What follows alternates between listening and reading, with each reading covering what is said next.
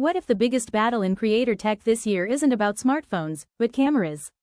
Because right now, three major products are about to collide: the Insta360 LUNA, the DJI Osmo Pocket 4, and a brand new DJI Avata 360. And based on the latest leaks, this could completely reshape how creators shoot content in 2026. Let's start with the biggest surprise. A real hands-on video of the Insta360 LUNA has surfaced, showing the camera being tested outdoors in Hong Kong. This isn't a prototype anymore. The hardware looks finished, the interface is working, and real-world shooting is already happening.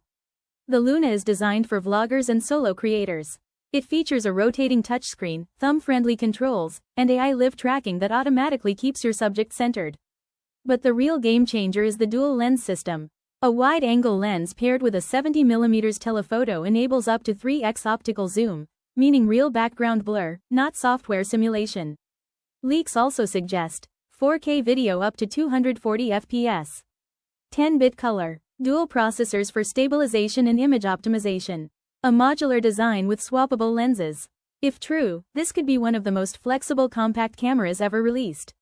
Now let's talk about the competition. The DJI Osmo Pocket 4 has also appeared in real-world footage, this time from an authorized store in Kuala Lumpur. And just like LUNA, it looks production-ready. The design stays familiar with the signature vertical gimbal, but there are meaningful upgrades. More physical buttons mean faster control while filming. And one of the most practical additions is a built-in adjustable LED light, perfect for indoor shooting or low-light vlogging without external accessories. There's also a new intelligent shooting mode that appears to automatically enhance footage with HDR and noise optimization. Pricing is expected between $549 and $799 depending on the bundle, with a rumored launch around late March. But DJI isn't stopping there. The company is also preparing what could be its most ambitious product yet, the DJI Avata 360.